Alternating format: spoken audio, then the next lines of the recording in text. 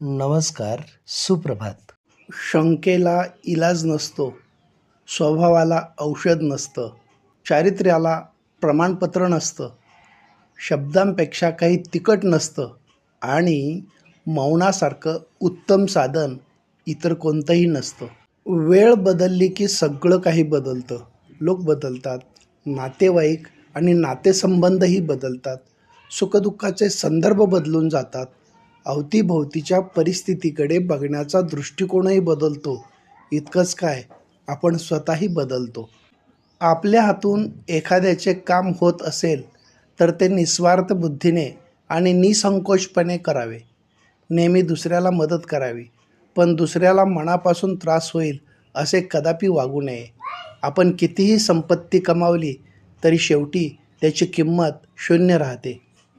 अचूकता पाहिजे तर सराव महत्त्वाचा.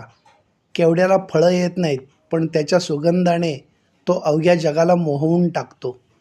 जीव लावणारे शब्द आयुष्य घडवतात, तर जिव्हारी लागणारे शब्द आयुष्य बिघडवतात. शब्द प्रेम देतात, शब्द प्रेरणा देतात, शब्द यश देतात, शब्द नाव देतात, शब्द ओळख देतात, शब्द नातं देतात, शब्द आयुष्यभर आणि आयुष्यानंतरही मनामनात जपणारी भावना देतात. शब्दांचं मोल जपलं की आपलं आयुष्यही अनमोल होतं. धन्यवाद.